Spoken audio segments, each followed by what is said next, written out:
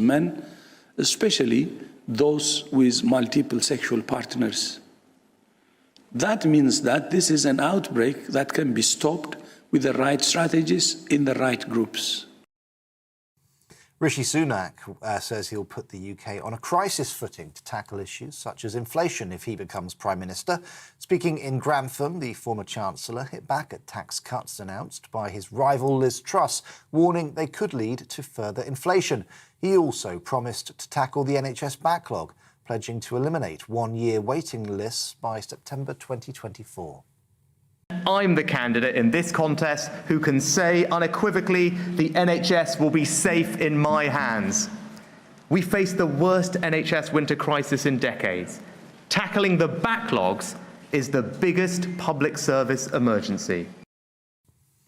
Meanwhile, Liz Truss is promising a red tape bonfire of all EU laws retained after Brexit if she becomes Prime Minister.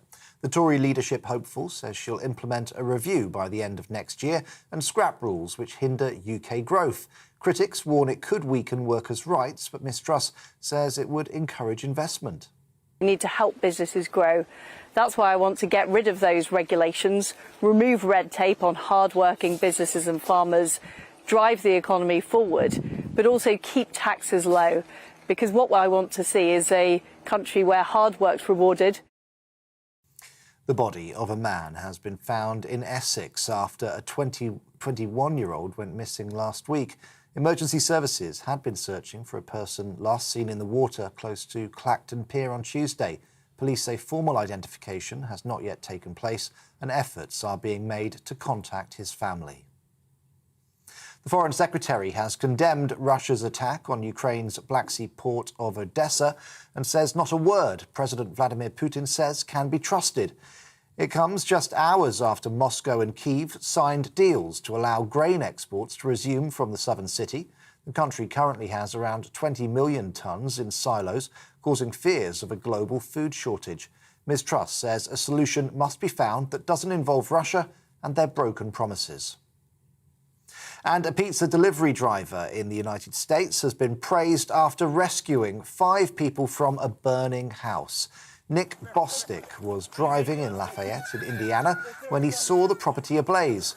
He managed to help 4 people escape the flames before going back in to rescue a 6-year-old girl. Incredibly, the pair only sustained minor injuries despite being forced to jump from a first-floor window. On TV, online and on DAB+ radio, this is GB News. Now back to Neil Oliver Live.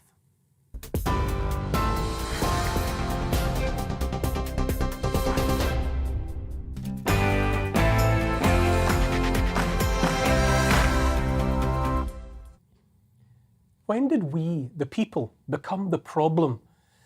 I ask this question because it's becoming increasingly clear that the agenda being pushed by those in power is anti-human, anti-people, anti-us.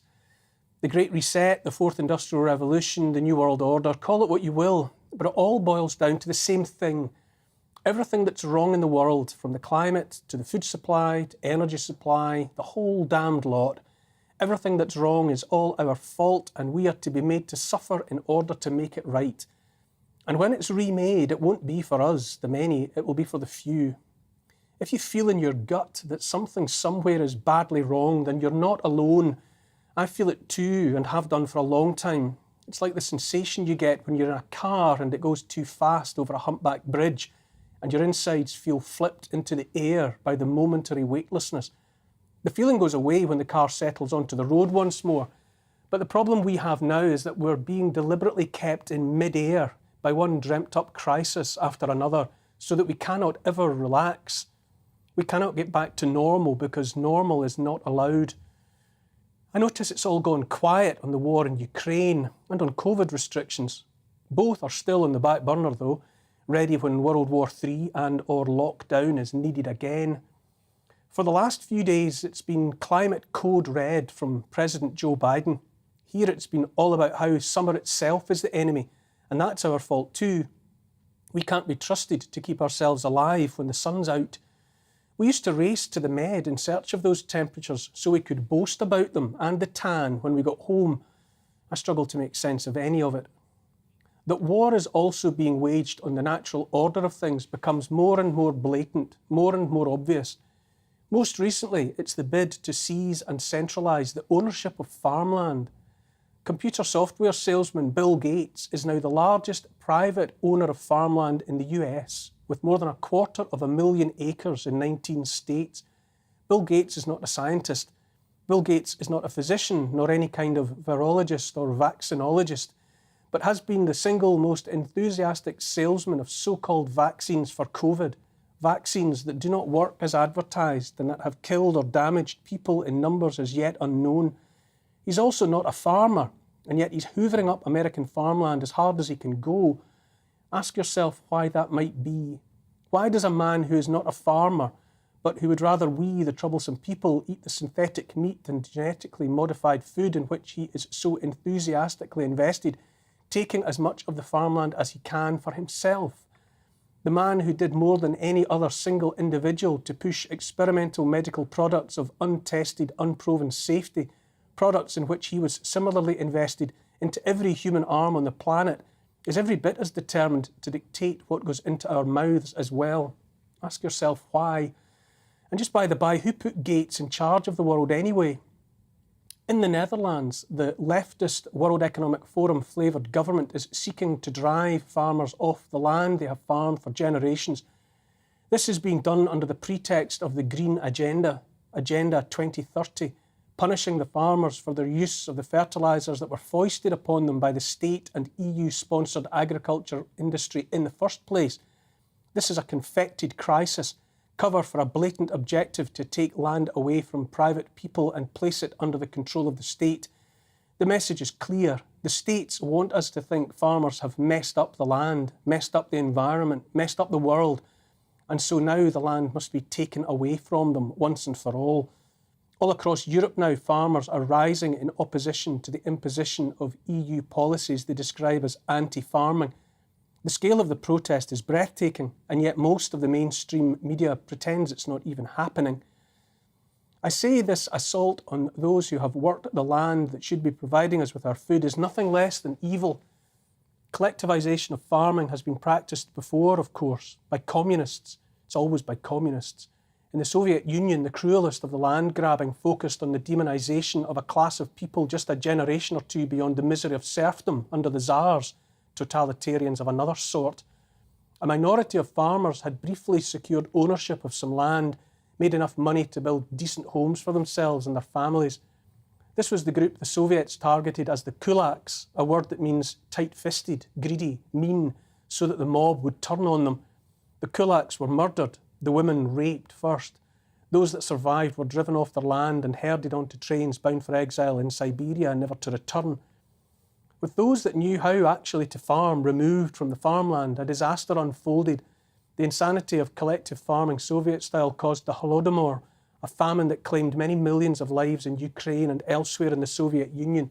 People descended into cannibalism to such an extent that posters had to be put up in the countryside, reminding parents it was wrong to eat their children. Anti-human, anti-people, that's the agenda now. The determination to take farmland away from farmers is also anti-nature.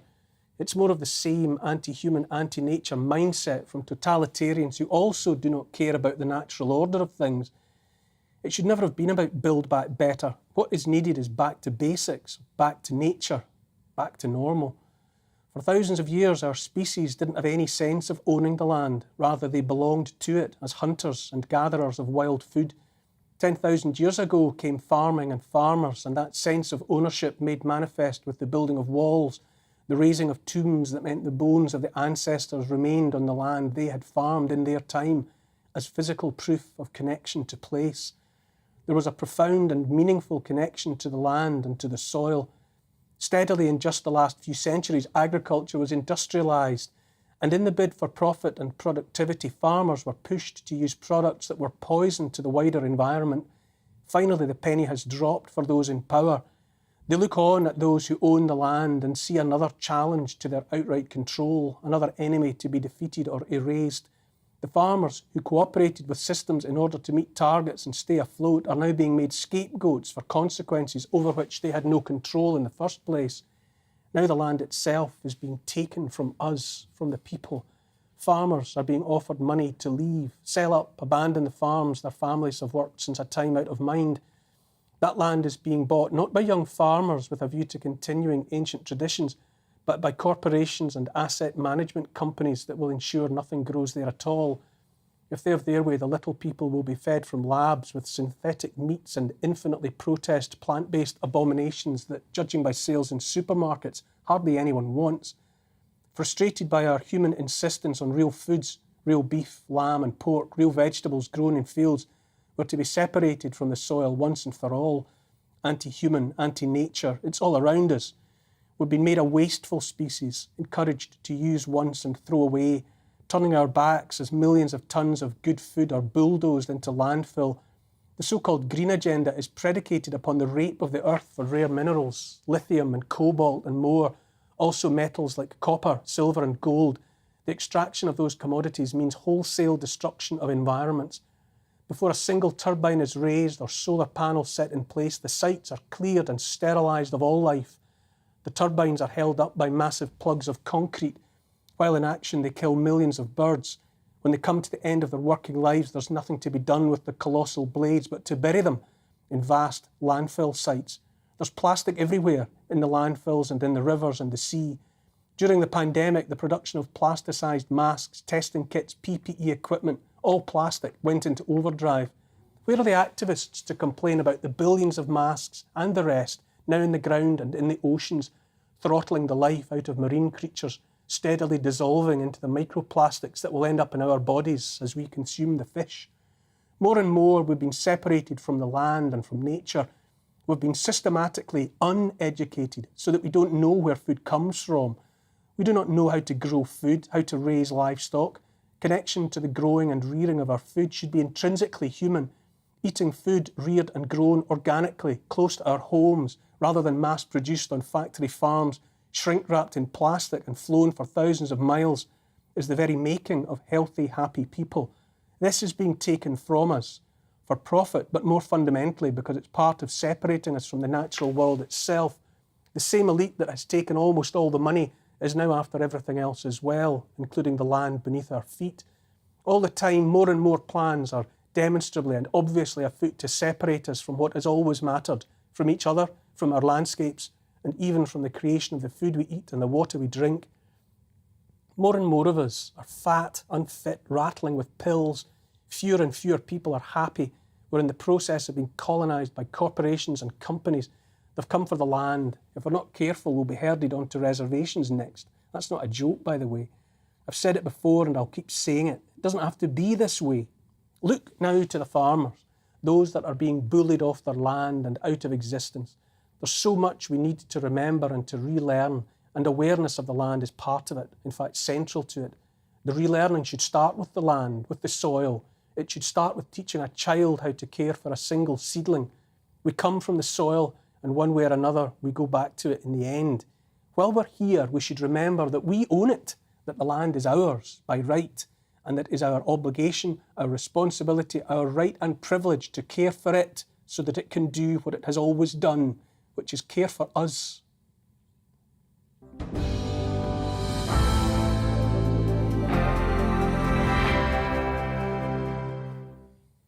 All of that's my opinion, of course, and you're free to disagree. Keep your tweets and emails coming all through the show. You can email gbviews@gbnews.uk, and you can tweet me as well @gbnews, and I'll try to get to your comments later in the show if time allows. I'll be joined and kept company throughout the programme by my guests, Emma Sale, businesswoman and campaigner, and political consultant Emma Burnell. Emma Sale, what do you make of what I was saying about the land and the greedy appetite for it from governments and the rest? I just stopped myself standing up going, amen. And bending down before you, going, everything you said is right. I think, I remember I've been hearing about Bill Gates buying up all the land for about a decade and everyone ignoring it. And I just thought, what's going on? Why is that happening? Why is, as you said, a computer salesman doing that? And I think the last 2 years has just it's been like, the Great Reset on speed happening before us, with everyone sort of we're then getting away with it, getting away with being allowed, with saying how malleable the human race is. How much can we get away with? How much will they just keep walking like lemons off the edge of that cliff? And with the land side, you might look over and go, it's just a bunch of farmers in the Netherlands. But I think the Netherlands aren't they the second biggest exporter of agriculture in? They are. So it's a knock-on effect around the world, and that's followed on from the Canadian truckers, which was ignored. I mean, I think my biggest issue with it, and the big warning sign, is where's the mainstream media? Why isn't it being covered? Why? We've just seen about a man in the States rescuing 5 people from a fire. You're not going to get. That's probably getting massive coverage around the world on mainstream media. Why aren't the farmers in Holland, in the Netherlands, being covered? Emma B, other Emma, also Emma. What do you make of it? This land grab. If one individual, regardless of who it is, in a sense, is taking 250,000 acres in the US, and if the government and the state in the Netherlands and elsewhere seem to be moving in on land, encouraging farmers to leave it so that it can be picked up by others, what are we to draw from that? Well, I think there are a number of complicated questions here. My problem with the thesis that you've put out is that I'm not sure what you want, because you don't want people to stop being able to own their own land, but you don't want Bill Gates to own the land that he owns. And I don't know I don't know policy-wise how you change that. Do you limit how much land we could each own? In which case you're going to have quite a big chat with Prince Charles.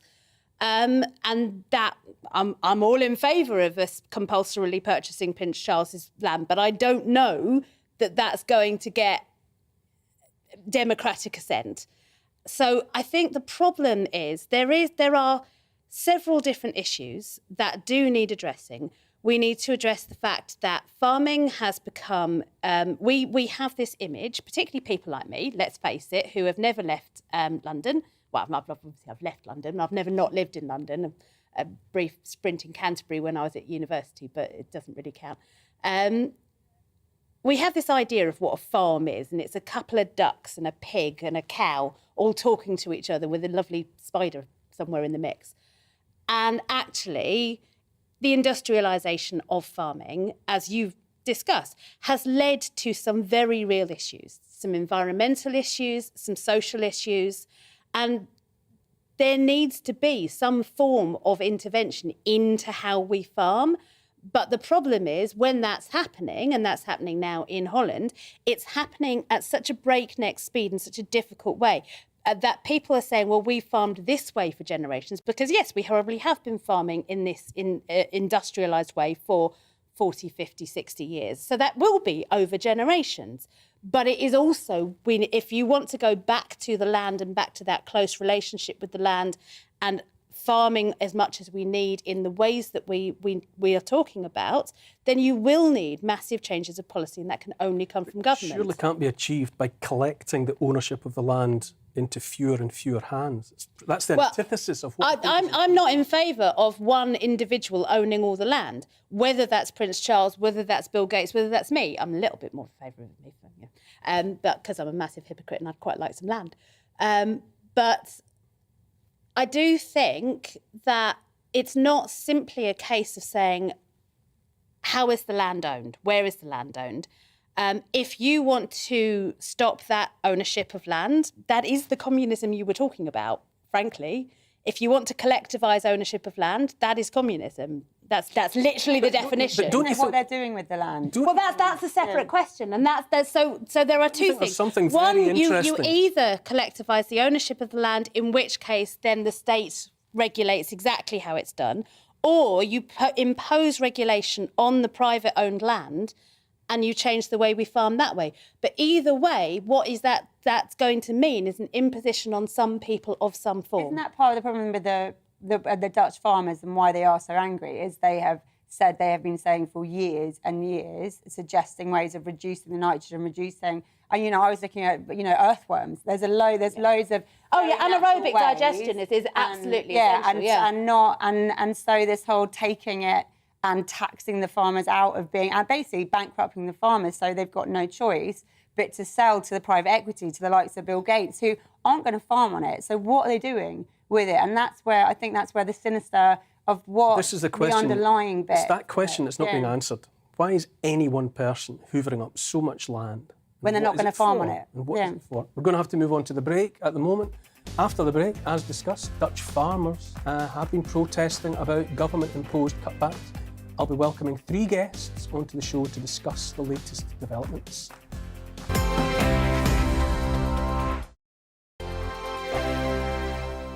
We are GB News. We're right across this great nation. On TV. On radio. On digital. Absolutely everywhere. We don't talk down to you. We embrace all voices with honest and civilised conversation. We are not part of the establishment. We're one of you. And we're only getting started. Join us on GB News, The People's Channel. Britain's news channel.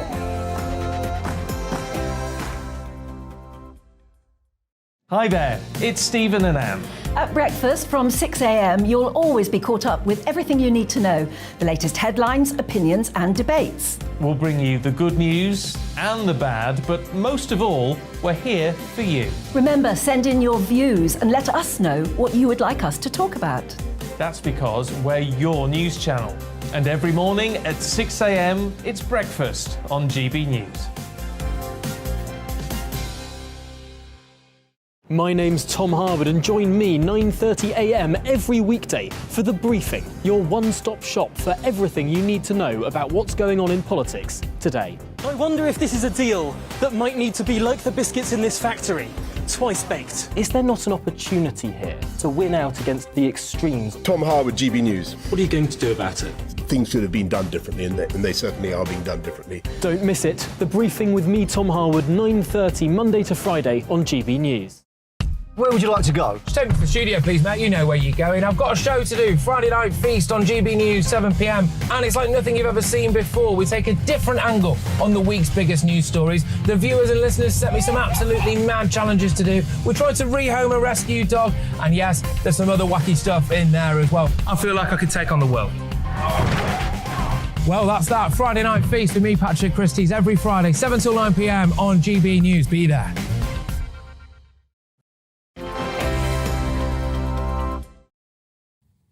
Welcome back to Neil Oliver Live. For weeks now, farmers in the Netherlands have been protesting against government plans to cut herds and land holding in the country by as much as half. For the farmers, who have won support from people across the country and whose campaign is now being mirrored in several European countries, it's an existential battle for survival. According to the Dutch authorities, the cuts by 2030 are necessary to protect 150 nature reserves from the ammonia, nitrogen oxide and nitrous oxide runoff caused by animal waste and modern fertilisers in a country with the highest livestock density in the EU. I'm joined now by Ralph G. Schoelhammer from Webster Vienna Private University, Martin Lines from the Nature Friendly Farming Network, and Dutch politician Pepijn van Houwelingen, my apologies for my pronunciation, to discuss the challenges ahead. Pepijn Houwelingen, are the protests growing in scale or are they receding? They are certainly growing in scale at this moment in the Netherlands. We just had another big protest in Amsterdam, that's our capital. And even though it's the summer holidays, the square was fully packed with many farmers, but also citizens. So I think the protests are growing and they're certainly not stopping at this moment. Support from the wider Dutch community. What side are the people on? I think it seems overwhelmingly Dutch citizens, they support the Dutch farmers, of course, because we have a very big food crisis, worldwide food crisis at this moment. So the inflation is skyrocketing. The food prices are going up like a rocket. So the Dutch people, the last thing they want is that they lose half of their farmers. It would be insane. Then food prices will even go up even further. So Dutch citizens, I don't doubt it at all. They are very much in support of the farmers. as we also see in the polls. So they have not only support from, for example, the Canadian truckers have, but also, of course, from the Dutch citizens as well, I think. And we saw it today. What is thought to be planned for the land that is taken, that is acquired, that which had been farmland? What is being said is the objective there? Well, of course, they are saying that there is a nitrogen crisis, which is complete and utter nonsense. And there is, of course, no nitrogen crisis. It suddenly popped up. There is no crisis in our neighboring countries. So that's, of course, a fake story. But what they want, it seems, indeed, as you were saying, is the land. Perhaps maybe to build more homes. In the Netherlands, we have the so-called tri-state city plan from the globalists. They want to make a big city-state out of the Netherlands, but also other countries, Belgium and Germany should also join to create one big city-state. So that might be a plan, but also I'm just worried that maybe, because Dutch, at this moment we export food. We are self-sufficient. But when the farmers are gone, and half the farmers, they want to destroy half the farmers, it's insane, then of course we are not longer food. We cannot rely on ourselves for food. And then we become dependent, for example, on the European Union. And as you might know, our party, Form for Democracy, we really want to leave the European Union, like the British, as soon as possible. We have to get out of this horrible European Union. So that would become, I think, much more difficult when we lose half of our farmers. So we're very worried. And the spread of the protest through Europe, how much is that helping? How much is that encouraging or emboldening the farmers in the Netherlands? Yeah, we are very grateful for all the support from the German farmers, for example, but also the Canadian truckers. We just had a demonstration, as I told you, at our most famous square in Amsterdam, and there we had also a movie with support from General Flynn. So we get support from all the anti-globalists, because I think that this is an anti-globalist movement. It's not only about the farmers, it's about freedom, it's about self-control, it's about democracy. And I think we have a worldwide struggle at this moment, an existential struggle against the globalists, who are technocrats, who want to control every aspect of our life. And they can do this, for example, by owning the food supply, by owning the land. So, I think it's a worldwide struggle, and I'm very grateful for all the support we get from other countries. And the Dutch farmers are also very grateful for it. Ralph Schulhammer, if I could turn to you now. You've elsewhere highlighted that Dutch farmers are also among the best innovators of the kinds of technologies and practices that would theoretically be needed in the future. Could you develop that thesis? Yeah, absolutely. If you look at the cooperation in the Netherlands between the agricultural sector and the research institutions, it's absolutely fascinating. The Dutch their agricultural sector is probably the best in the world. And I mean, if we say given the size of the country, it definitely is the best in the world. And I think what we experience now, it's a little bit, imagine you would tell Silicon Valley, you know what, we think we need 30% less startups. Sure, you can do this. You still going to have some innovation. Something's gonna be there, but you're going to strongly undermine the future potential. And I think this is what everybody underestimates, not in this round, but generally. This is not just about what everyone thinks about nitrogen, but this is also about taking away know-how where the Dutch are leading worldwide, where, by the way, they support developing countries massively in helping them feeding their own population by becoming more effective in growing crops, in livestock, feeding, all these kind of things. So the Dutch really do a service to the entire world here, and to turn against those who are responsible for this massive miracle of innovation is not just irresponsible. I think it is also immoral. I think this is something that also should be mentioned. But maybe just to add on one thing really quick here, because you guys also mentioned the truckers, and right, we had the situation in Sri Lanka, we have it in Poland. We experienced this weird situation, which is like an upside down Marxism. So we have the working class, and by working class, there are many wealthy farmers as well. But I mean, those people really keep things going, right? To put food on your table. They want to maintain the blessings of industrialization. And then you have kind of the cultural, intellectual elite that kind of wants to abandon industry altogether. So it's exactly the other way around that Marx would have expected. And something that the previous speaker, I think, said so beautifully, if you want to go back to pre-industrial forms of farming, like they tried in Sri Lanka, well, then you also have to deal with all the problems of pre-industrialized farming. And I don't think that that's really something anybody wants. I mean, maybe as last thing, sure, for those who are in the top 5%, they will still have their steak, right? I mean, they will still have their fresh baked bread. But for the other 95%, it's going to be a luxury good. And personally, I don't want to return to a world where food on the table is a luxury item. You've also suggested that it's a kind of class war that's being waged in the Netherlands by self-proclaimed progressives in government against working people with more traditional, maybe some would say old-fashioned values. Do you still stand by that?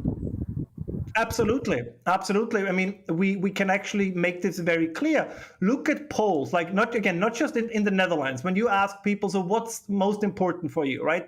And a significant part of the population will talk about inflation, cost of living, public schools, crime, all these kind of things.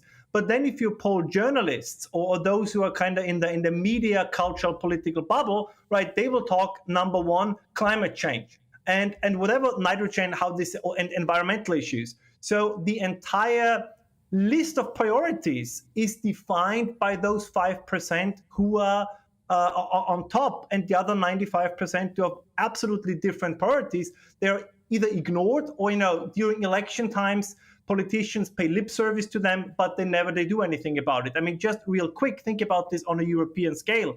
I mean, I'm wondering, so apparently the Dutch government and in other areas as well, they're absolutely willing to crack down as hard as they can, as the Canadians did on the truckers, when it comes to these environmental issues. But if the people ask them, well, could we also have, secure borders? Could we also control immigration? Then all of a sudden it's, unfortunately, that's not really something we can do. They could, but it's not on the top list of their priorities. So this is what I mean by the class war, right? That those who are affected least by the downsides of their priorities have most of the power to push for them. And I think this, I mean, I'm saying it a little bit dramatic here, but in essence, yes, I do still stand by that statement.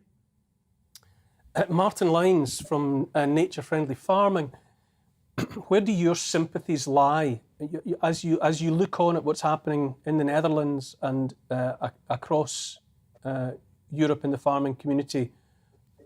Which way do your sympathies lie?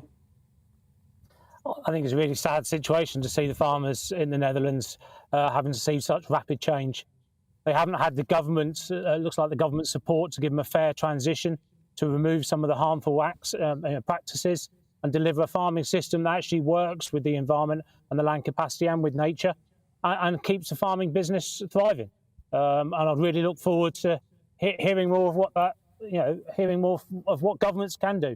We know in UK and particularly in England, we have a government that's trying to help farmers transition and reward them for other things we can deliver. Would you predict similar trouble ahead in the UK, though? I'm aware of the plan to offer £120,000 to farmers to retire, to walk away from the industry. Could you envisage a set of circumstances in the short-term future where farmers here would feel the necessity to challenge, to rise up in defence of an industry? I think there's huge unrest in the UK amongst farmers because sometimes they're not understanding the direction and the change that needs to come, and it's not being explained on how we do this in a balanced, fair, supported way and get all the supply chain to work with that change and transition, and it's not being forced upon them. So unless we communicate from government and to farmers how we can make a fairer system in the future that tackles our environmental problems and our climate problems, but keeps farming at the heart of the landscape and keep rural businesses really working, rather than allowing corporates and other large wealthy people to buy land up for their own good, just to plant trees or whatever, but not keep a thriving farming business at the heart of the landscape. Pepin van Houwelingen, is there any sign of either side backing down, or is it deadlocked? Yeah, no, I think it's deadlocked because negotiation is not possible. They want to formulate it as an environmental problem, and then maybe you could negotiate, but it's not an environmental problem. For example, one of our Dutch high technological industries have already developed a solution, a robot who can prevent this so-called nitrogen problem, but they are not interested in it because they are after the farmers, they are after their land. It's as clear as it can be, I think. So, and then of course you cannot negotiate because they want to get rid of the farmers, half the farmers, and of course the farmers don't want that to happen. So it's a deadlock. There is no negotiation, I think, possible. Of course, the government wants to negotiate, but they want to get the farmers to the point that they will give up their farms. That's their playbook, I think. I think we've lost Pepin van Houwelingen there. Ralph Schulhammer, in different countries across Europe, are different issues at stake, or are farmers everywhere facing the same pressures? Do you want me to give it back to the previous speaker because he's back on? Yeah, I'm fine. If we could just go with you just now, Ralph. Yeah, it's definitely different things, right? Because the nitrogen justified crackdown in the Netherlands is more specific than, for example, in Poland, it's rising prices. In Italy, it was also rising gas prices. But they for good reason, right? There is a feeling of solidarity that where more things come together. So it's not just this one thing. And I don't want to say the name because I'm sure I'm gonna butcher the Dutch name. But as the previous speaker, I think, correctly said, it's hard to negotiate if you look at what's on the table, right? I mean, Dutch agriculture has had huge successes in reducing emissions. So it's like, oh my God, these Dutch farmers are horrible. They emit more than others. Yes, but they also produce more. And now all of a sudden the government steps in with the backing of the European Union and they say, what you did is good, but you need to do more much faster. And why? And very often the answer is like, because if we don't do it now, I'm exaggerating slightly, but this is what you hear in the kind of the in 8 years. And that's just, I don't think it's not true, right? Everybody, every one of the four of us here, everybody in the agriculture industry wants to sustain the environment. To tell farmers that the environment is important as if they don't know is ridiculous. So the urban dweller who never had a shovel in his hand thinks he has to explain to the farming community how important nature is, right? So the farming community tells them, we want to make this change, and through innovation, what you mentioned before, whether it's robots or other thing, and they again have been told, no, it needs to happen now. This is not how this works. So we really need kind of a revolution of common sense, because if you allow me. This is a conversation that I'll be keen to pick up with as the weeks go on. But for now, Pepin van Houwelingen in the Netherlands, Ralph Schulhammer in Austria, and Martin Lines here at home in England. Thank you for your contributions so far. Another break is upon us. After the break, it has been another week of bad publicity for the BBC as they issued an apology to Prince William and Prince Harry's former nanny and agreed to pay her damages over false claims made about her in order to secure an interview with Princess Diana. We'll be discussing the fallout in a couple of minutes. Stay with me.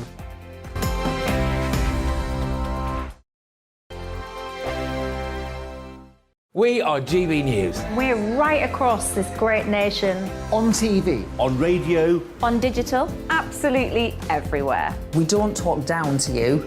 We embrace all voices with honest and civilised conversation. We are not part of the establishment. We're one of you. And we're only getting started. Join us on GB News, the People's Channel, Britain's news channel.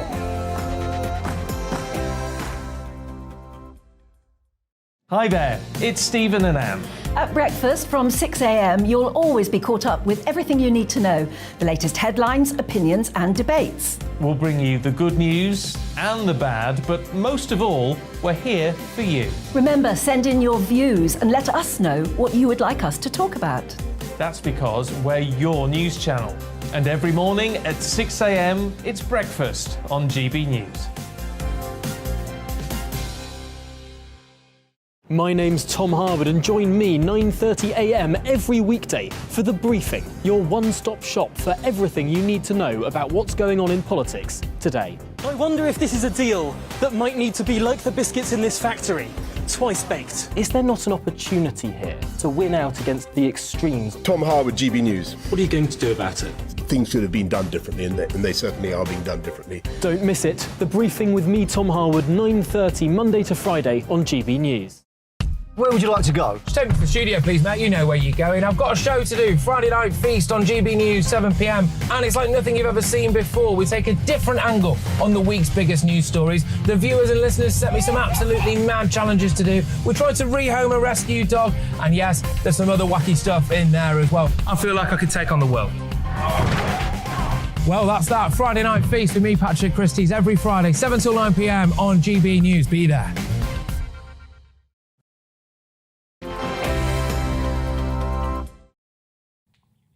Welcome back. The BBC has apologised to the ex-nanny of Princes William and Harry about false claims she had an affair with Prince Charles and an abortion. A solicitor acting for Alexandra Pettifer, known as Tiggy, said the claims made as part of efforts to secure the now infamous 1995 Princess Diana interview had resulted in serious personal consequences for her client. The interview, aired 3 years after Prince Charles and Diana separated and watched by nearly 23 million viewers, was obtained by disgraced Panorama journalist Martin Bashir after he used fake documents to win the trust of the princess.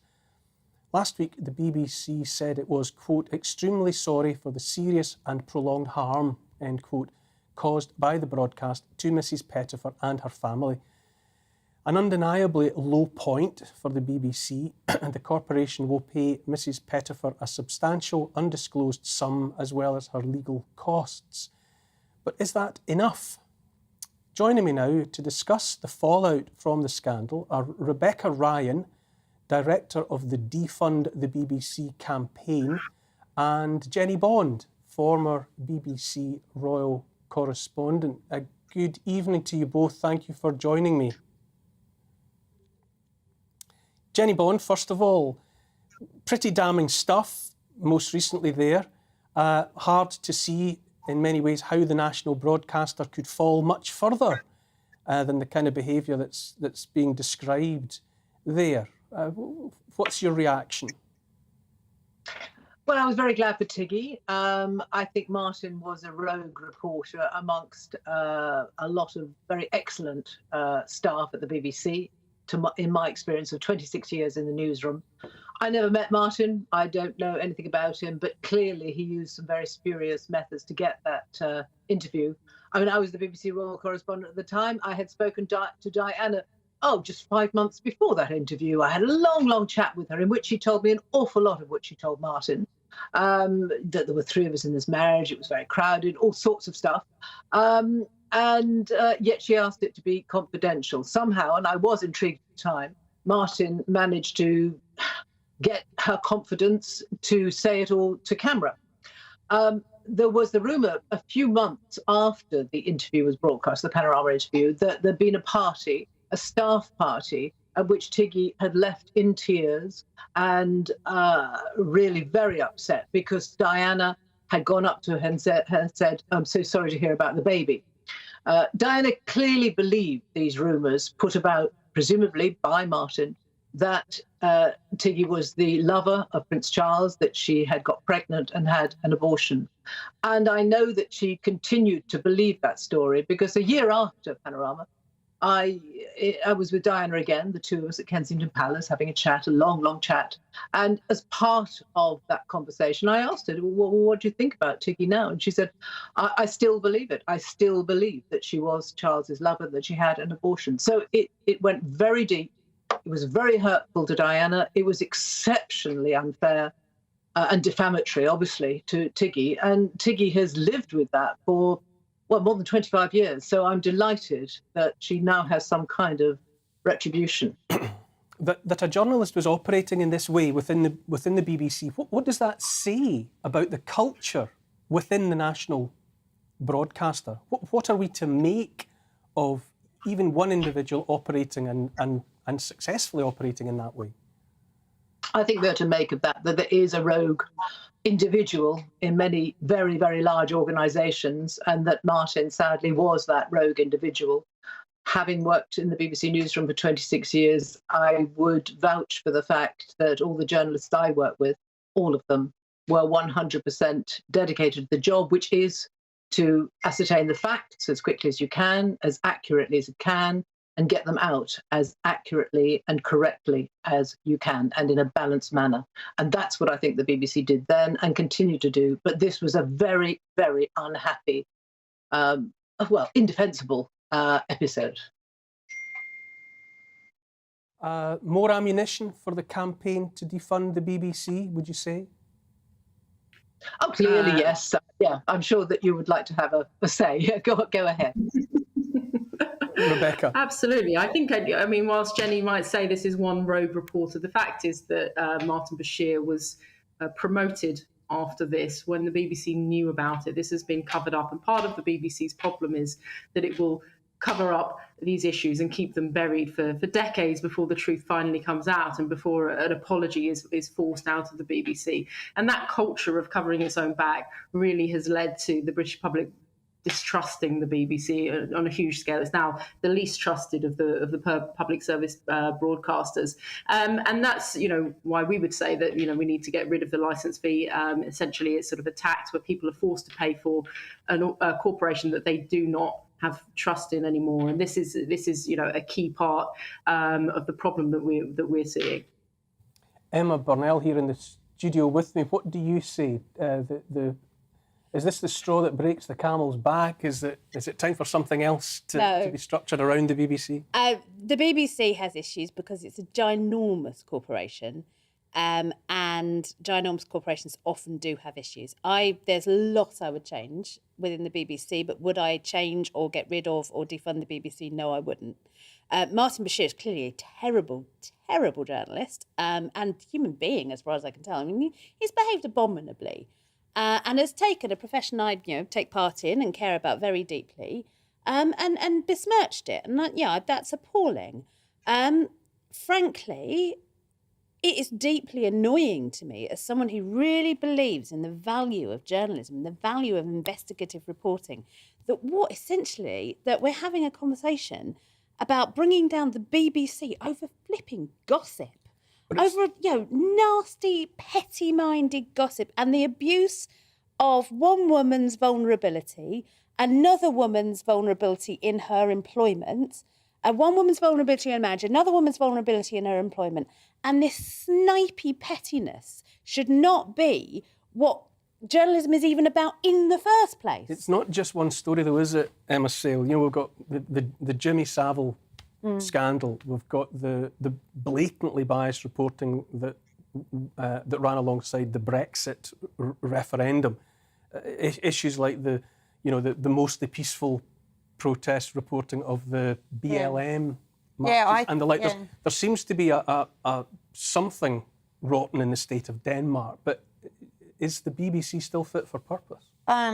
I mean, I've stopped watching the BBC a long time ago, and I think the last 2 years to me, so I don't see this as sort of an individual incident. I mean, we were talking earlier about I see everything as a bigger picture, what's the big picture, the overall. This is sort of one bit in a very dysfunctional. Even like this week. I mean, I couldn't watch it. I was too busy watching the Lionesses win, which had better energy for me than watching that unvaccinated programme that was on that couldn't have been more biased. And I think the expert on it turns out to work for Pfizer. It's sort of, I just think when did they start sort of providing, good TV, good balanced reporting with all sides covered? And these are sides, it's so biased. Everything's biased on it. And the last 2 years they've just been sort of, a puppet, an arm for the government, really spieling what they've been told to spiel. And to me, this isn't a sort of a separate incident.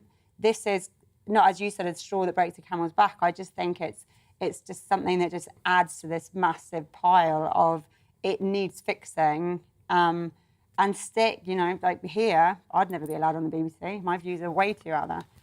So it's sort of, it's just sort of toxic. It's a cesspit. Jenny Bond, if I can bring more or less the same question to you. As I mentioned, the allegations of bias around Brexit, the bias reporting of BLM that I mentioned, Emma Sale agreeing there that there seems to be, it seems to be one thing after another. Do you still feel that the the BBC is the institution, the organisation that it was while you were in that newsroom? Yes, I do. I think it's being attacked from all sides, as usual. That's happened for the 30 years or so I've been associated with the BBC. You get attacked I was attacked for being a rabid monarchist, for being a Republican, for everything. You get attacked from all sides. I don't accept your argument about Brexit. I do not think the BBC was biased on that. Emma says she hasn't watched the BBC for a couple of years or listened to the BBC. I would suggest you do listen. Listen to 5 Live. You have all kinds of opinions. You would be allowed, you would be allowed on the BBC. You can express your views. It is balanced. And most people in the BBC, the journalists, the many thousands of journalists who worked there in the past and who work there at present, I tell you, well, our job is to get the facts and put them across one side and the other side, and you will make up your mind. It is not a biased organisation. Rebecca Ryan, how do you respond to that? Not a biased organisation. That's hilarious. It's very funny that Jenny said that the woman in the studio there would be allowed on the BBC, because actually Defund the BBC has never been invited onto the BBC to be reported actually as an unbiased representation of the support for the campaign. So clearly they don't allow all views on. So yeah, I think the BBC people have completely lost faith in it. We see over and over again polls show that 2/3 of Britons want to get rid of the licence fee. They don't want to pay for this organisation, either because it's extremely wasteful or because it's pushing a one-sided agenda from the sort of metropolitan liberal elites. It's just so outdated. And also, going back to the thing about Tiggy and Diana, it's essentially got a problem with women. We see that 74% of those who are prosecuted for non-payment of the licence fee are women. There's something deeply discriminatory going on in how the BBC is funded. So yeah, I think it has got a major issue. Will it be the straw that broke the camel's back? I don't know. But it's just another step along the way, isn't it, for seeing the end of the licence fee coming about. What ought to happen next, in your opinion? A defunded BBC? What would that look like? What role would it perform? I mean, how people consume content now is far more, it's moving gradually towards the on-demand content. Young people are just not watching live broadcast TV in the way they used to when you and I were growing up. People will watch Netflix, they'll watch Amazon Prime, they'll watch YouTube. Only 1 in 20 under 30s watch BBC live programming every day. That's a really small amount of people under the age of 30. So that's all young people. So, I think what the BBC needs to do is move towards a subscription model or move towards an advertising model. It can't be reliant on a reluctant British public to produce content that the British public don't want to see. They don't want to consume that content. It's just not fair. And if you're looking at the cost of living crisis, for people to be spending £160 a year on something that they do not want is just deeply immoral. Jenny Bond, one in 30 under 30s watching BBC in that way that Rebecca's describing. Surely that is a serious issue. The future of the BBC looks less than rosy. You talk about watch, you talk about see. You have not talked about radio. 6 radio stations, 1, 2, 3, 4. But don't tell me under 30s don't listen to Radio 1, Radio 2. I've got a girl out there who's 32 years old. I just asked her about it. She doesn't watch the BBC very much, but she listens to Radio 1, Radio 2. And you get all of that. You get the World Service, which broadcasts in 40 different languages and broadcasts to a reach of 210 million people around the world every week. It costs you, for that plus all the television stations, less than a cup of coffee a week. I have that. I have Sky, obviously. I have Sky as well. That cost me over £800 a year. Without the movie channels, without anything, just with sport and basic. The BBC cost me £159 a year. I think it's value for money. Former Royal Correspondent Jenny Bond, thank you very much for your contribution this evening. Also, Rebecca Ryan from Defund the BBC, thank you so much. It's a conversation we could let run and run. Emma,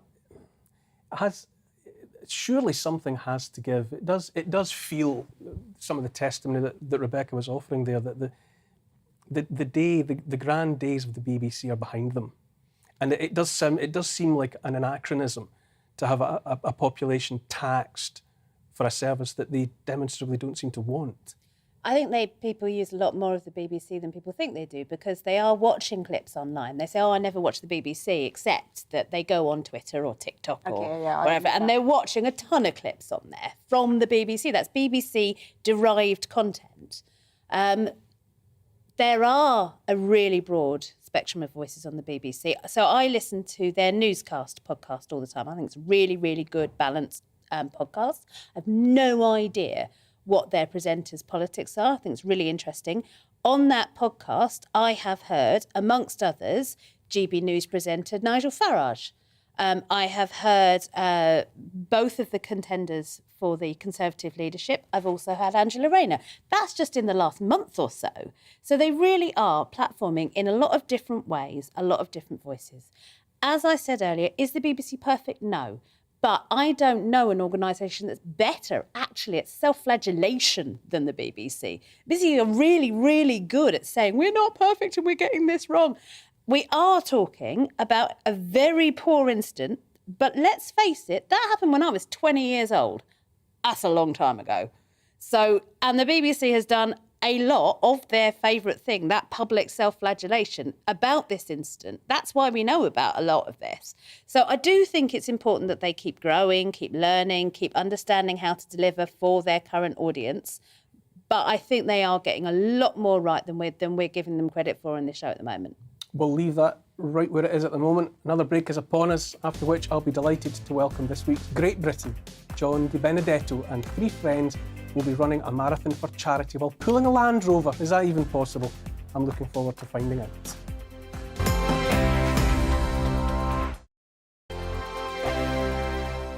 We are GB News. We're right across this great nation.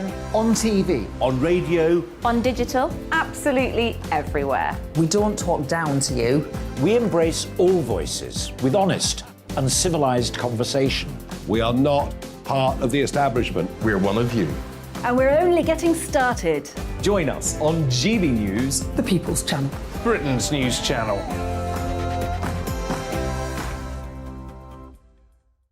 Hi there, it's Stephen and Anne. At breakfast from 6 a.m, you'll always be caught up with everything you need to know, the latest headlines, opinions and debates. We'll bring you the good news and the bad, but most of all, we're here for you. Remember, send in your views and let us know what you would like us to talk about. That's because we're your news channel. And every morning at 6 a.m, it's breakfast on GB News. My name's Tom Harwood and join me 9:30 a.m. every weekday for The Briefing, your one-stop shop for everything you need to know about what's going on in politics today. I wonder if this is a deal that might need to be like the biscuits in this factory, twice baked. Is there not an opportunity here to win out against the extremes? Tom Harwood, GB News. What are you going to do about it? Things should have been done differently, and they certainly are being done differently. Don't miss it. The Briefing with me, Tom Harwood, 9:30 Monday to Friday on GB News. Where would you like to go? Just take me to the studio, please, mate. You know where you're going. I've got a show to do. Friday Night Feast on GB News, 7 p.m. And it's like nothing you've ever seen before. We take a different angle on the week's biggest news stories. The viewers and listeners set me some absolutely mad challenges to do. We tried to rehome a rescue dog. And yes, there's some other wacky stuff in there as well. I feel like I could take on the world. Well, that's that. Friday Night Feast with me, Patrick Christie's, every Friday, 7 till 9 p.m. on GB News. Be there.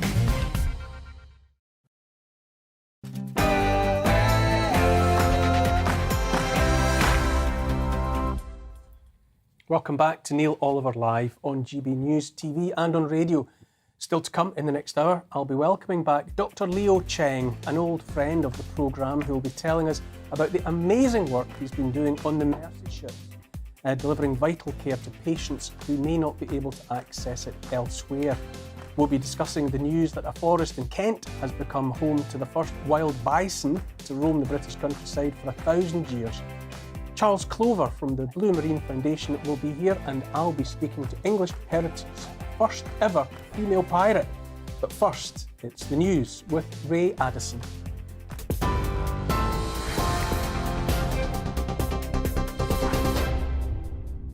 Thanks, Neil. Here's the latest from the GB newsroom.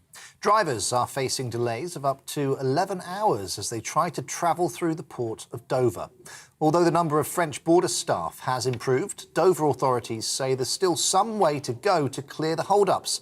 One French politician claims the delays are a result of Brexit, as more checks need to be carried out than before. Travel journalist Simon Calder agrees. Your passport, which you probably turned up there before if you sailed out of Dover, you kind of wave it at the French passport checks, which of course are done on this side of the channel. That's all stopped. It's an external frontier of the European Union now in Kent. As a result of that, they have to look. They have to check your passport is compliant. They have to stamp it. They have to see if you've been in the EU for more than 90 days in the last 180 days. Those are all the rules that we asked to be applied to us. They are nothing to do with the EU introducing new rules. We said, yes, those are the rules we'd like, please. The World Health Organization has declared monkeypox is now a global health emergency. The organization warns the global risk to people is moderate, but in Europe it's high. Today's announcement means the WHO believes a coordinated international response is needed.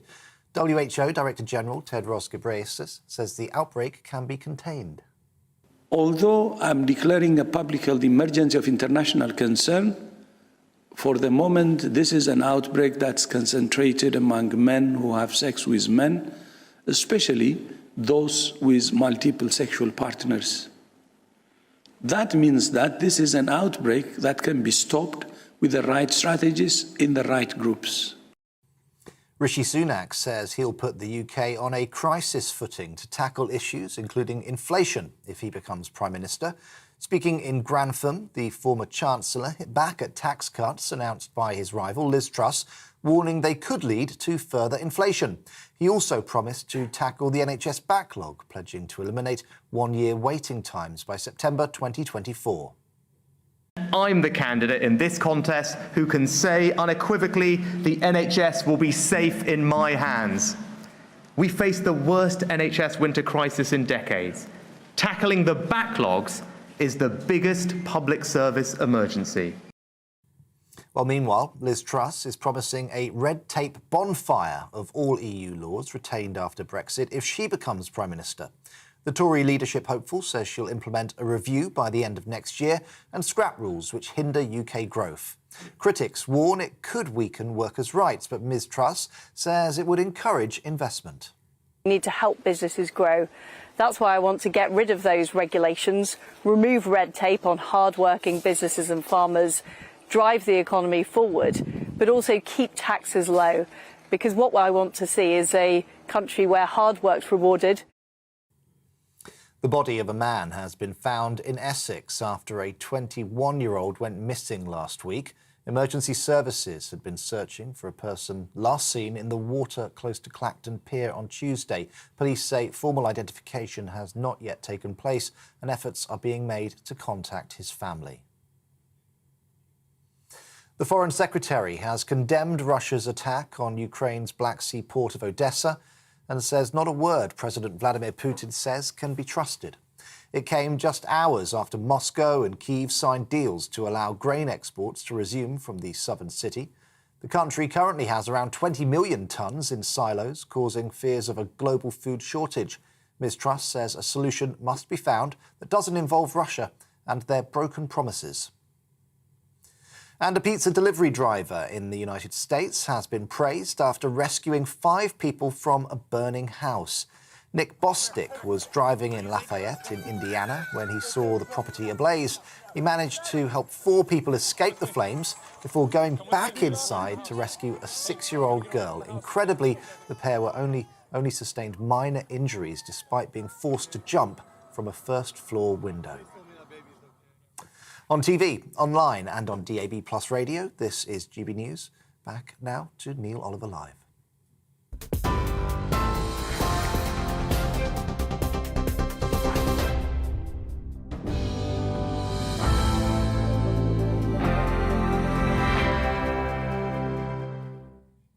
Thank you, Ray. Welcome back to Neil Oliver Live. Former Royal Marines Commando John Di Benedetto is a man who likes to pull his weight. and then some. John will soon be joined by 3 friends in a bid to raise funds for Mental Health UK and the Royal National Lifeboat Institution by, and I'm not making this up, running a marathon through Tynemouth while pulling a Land Rover. As if that wasn't enough of a challenge, John will begin the day of the marathon by running 10 miles carrying a casualty on a stretcher, followed by swimming 1 kilometre with a casualty, followed by a 1 kilometre commando crawl on Long Sands Beach. Surely none of that is even possible. John joins me now to prove me wrong. Good evening, John. Thank you for joining me. Evening, Neil. Thanks, mate. This is Herculean, monumental. I can't think of enough big adjectives. Is this for real? You can actually pull a Land Rover for 26 miles? If you put your mind to it, you can do anything, Neil. When is it going to happen? When are you scheduled to inflict this upon yourself? So we're going to kick off about 9 o'clock on the 6th of August. So a couple of weeks' time. How did you come up with the idea? How did you put together this this terrifying schedule of effort?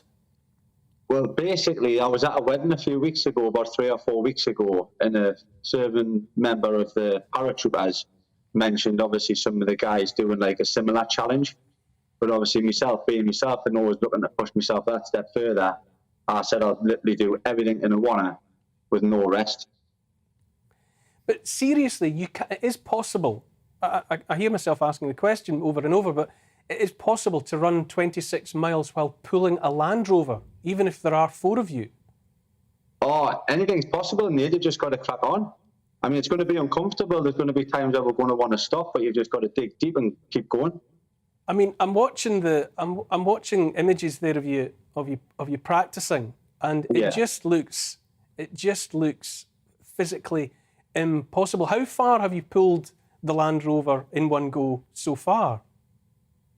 In all honesty, about 100 metres. How on earth do you train for something like this? How do you prepare your body for this kind of punishment?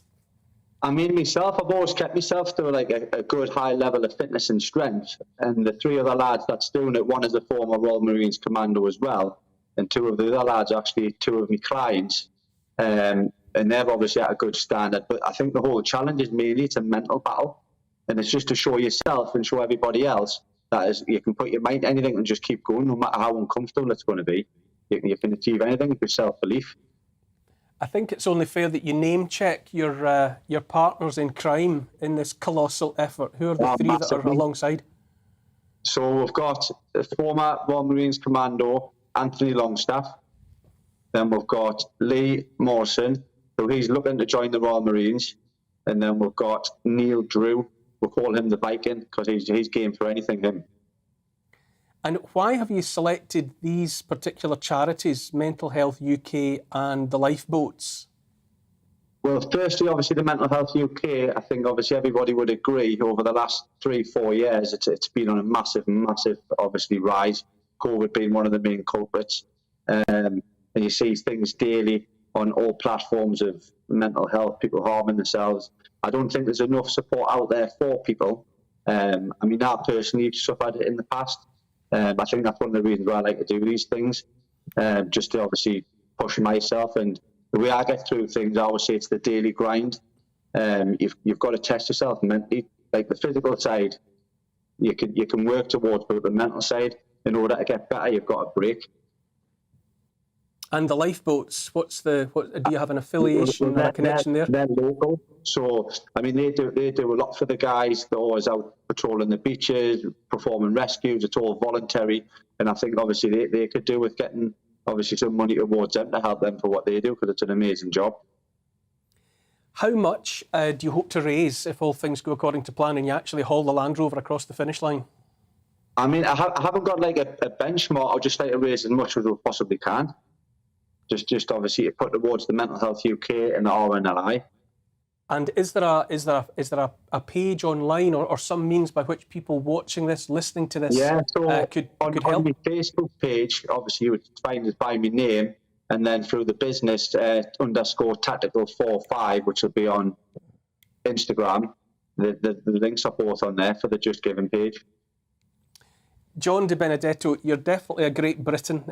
I like to focus on stories like this every week. It helps me, I think it helps others to be reminded of positive people out there who are just putting their shoulders to the wheel and doing something, whatever it is, to make life better, to improve the circumstances for those around them. And you are definitely a shining example of a great Briton. Thanks, John, and all the best of luck. Lovely. Thanks, Neil. Take care. Brilliant stuff. Moving on.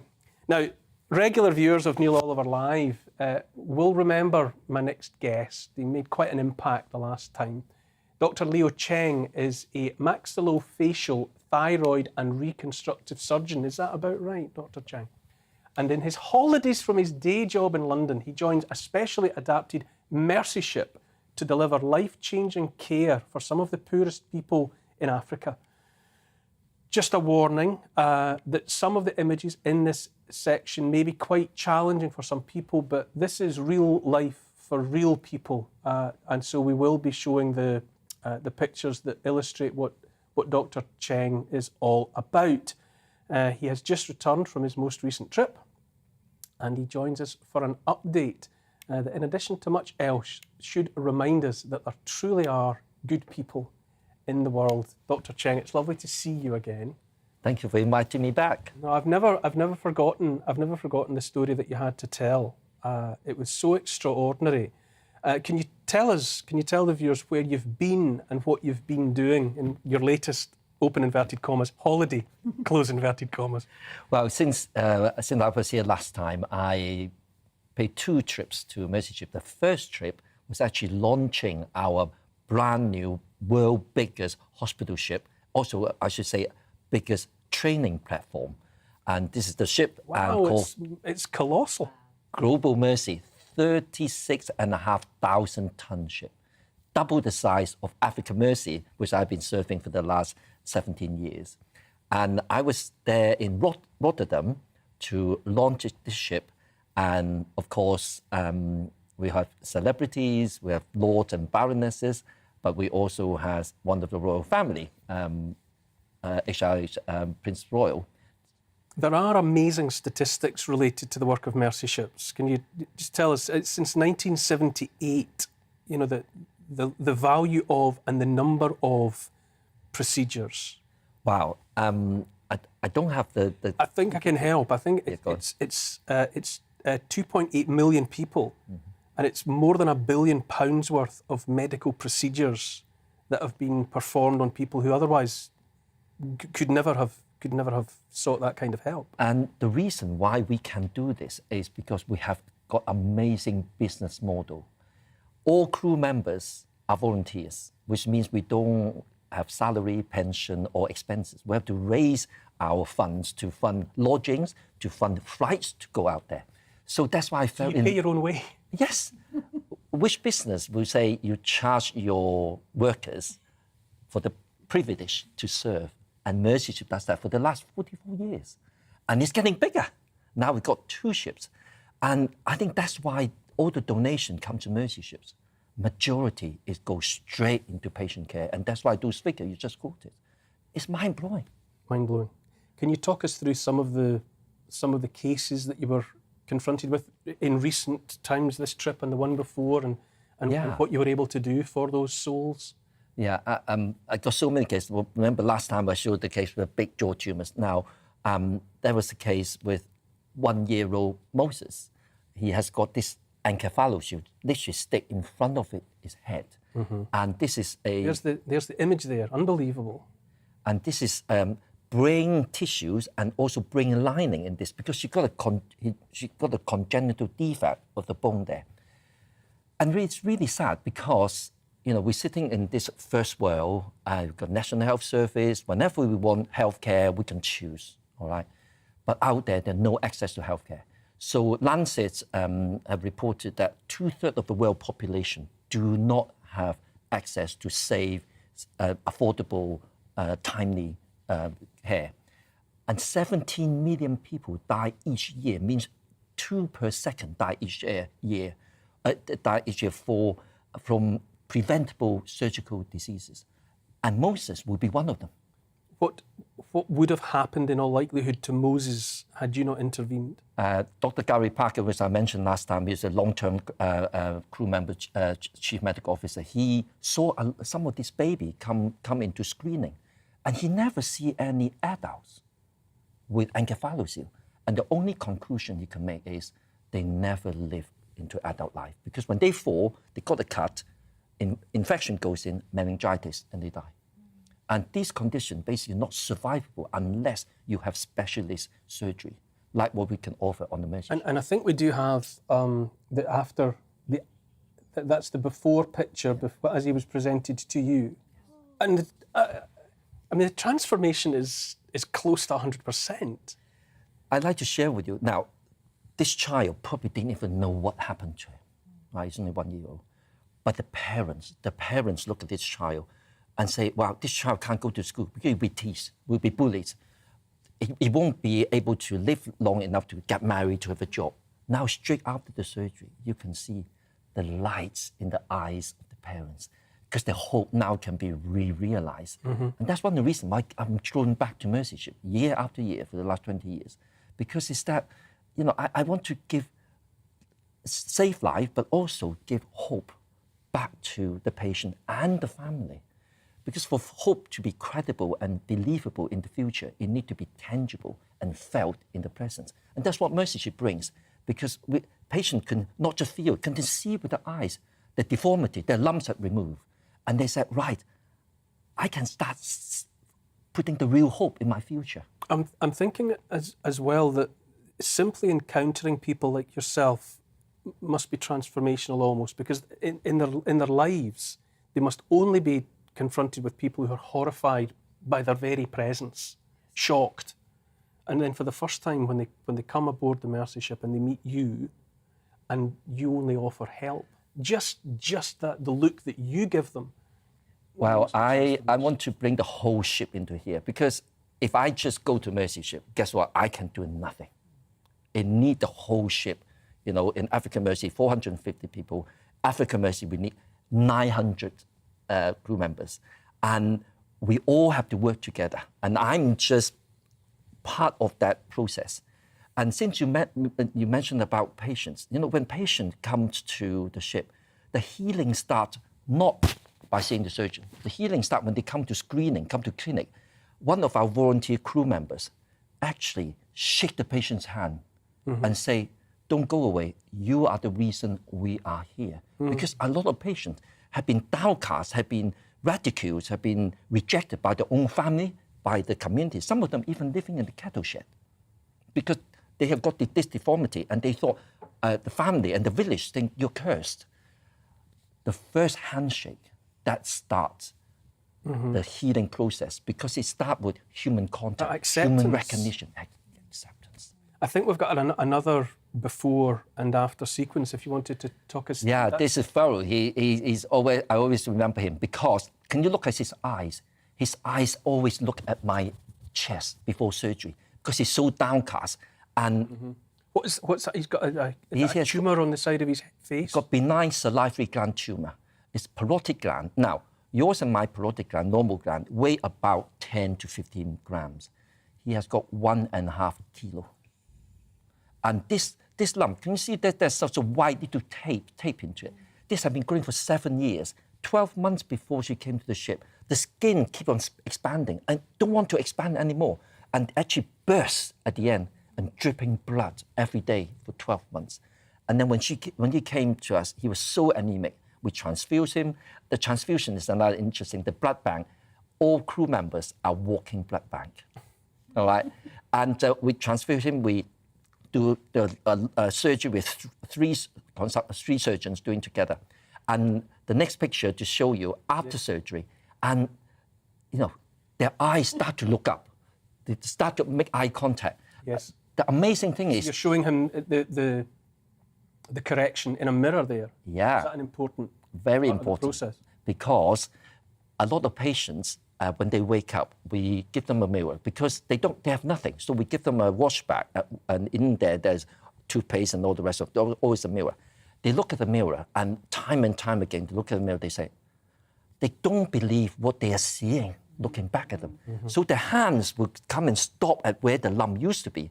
And then the nurse and I would say, no, your face is not out there, it's out here.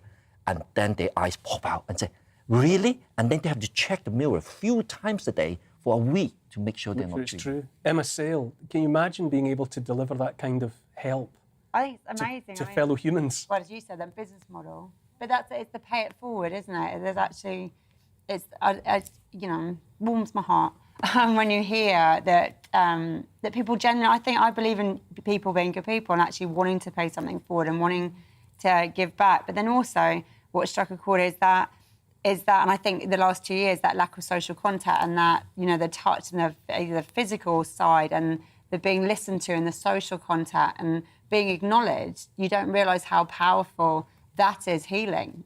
Just being acknowledged and listened to is you're a good way down that healing journey, aren't you? Emma B, it's something to be reminded of, isn't it? Something that's really important to be reminded of, people with that scale of problem confronting someone's everyday life. Absolutely. I mean, absolutely no disrespect to wonderful Geordie John, but you are my Great Britain here tonight. I mean, my God, what an incredibly inspiring story. And not just because of the work that you do on the Mercy ships, which is so brilliant and wonderful. I should say that the hospital that you work in, when my father had a heart attack, you guys fixed him up. So you have my love, respect and admiration for the rest of my life. But I just think it's such an incredible thing to do. And I know I can see your face when you talk about it and the animation and the way that you light up. It is it's like a holiday for your soul, even though you're working these really long hours. That you can see that it is rejuvenating you in the way that two weeks by a pool just wouldn't touch it. Leo, I was going to ask you about the motivation for doing this, but in truth, I can only imagine that what you really want to be able to do is clone yourself so that you could have multiple Leos, because the frustration must be that you only have so much time and you can only touch the lives of so many people, and there is a queue reaching off towards the horizon of more people in need. We are doing more of that, especially with the new ship. As I mentioned, it's not just a hospital ship, double the size, but it's a training platform, the medical capacity building. So we are not just, because there are people dying, there are people suffering, so we can save their life or change their life, but how about training local doctors, nurses, surgeons, work alongside government organizations regarding procedures and policy? How can we help you to develop a sustainable, survivable healthcare? Because, the aim of Mercy Ship is one day, no country need Mercy ships because you have sought out your healthcare. But I think that is going to be a long, long time. And interestingly, when Princess Anne came to our ship and she mentioned, you need to start thinking about the third ship. And I totally agree with her, because somebody did a survey. They said, all the poor country in the world, we need 200 ships. Now we've got 2 ships. It's a great start. And therefore, the capacity building is fantastic. And the picture that you've been shown here is Dawn and Dion Stephen, who was the founders of the Mercy Ship. Again, when they were youngsters, they saw the dream of this ship going to help those people after a chance meeting with Mother Teresa. And it's amazing how, the love from our late Mother Teresa carries on, and it's going to affect a lot of people's life. And, when I go and help people, I can't help everyone because the need is so great. But I want to use my best, and I know the whole ship is using the best, to meet that person's need and to love them. Dr. Leo Cheng, having you in the studio, it's like having a power source. Absolutely. I feel as if my own battery is You're like drains and radiators, don't you? And you're a radiator. Sometimes I worry that evil is abroad in the land, and then I encounter you and I know that angels walk among us too. It's just lovely. Thank you so much. And please come back and tell more of your stories. After the break, we'll be talking about wild bison that have recently been reintroduced to the Kent countryside. And Charles Clover from the Blue Maritime Foundation will also be joining us to talk about work to protect the world ocean.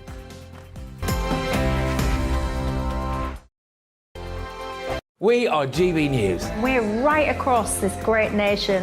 On TV. On radio. On digital. Absolutely everywhere. We don't talk down to you. We embrace all voices with honest and civilised conversation. We are not part of the establishment. We're one of you. And we're only getting started.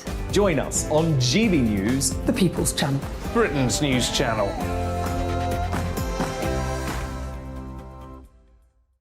Hi there, it's Stephen and Anne. At breakfast from 6 a.m, you'll always be caught up with everything you need to know, the latest headlines, opinions and debates. We'll bring you the good news and the bad, but most of all, we're here for you. Remember, send in your views and let us know what you would like us to talk about. That's because we're your news channel. And every morning at 6 a.m, it's breakfast on GB News.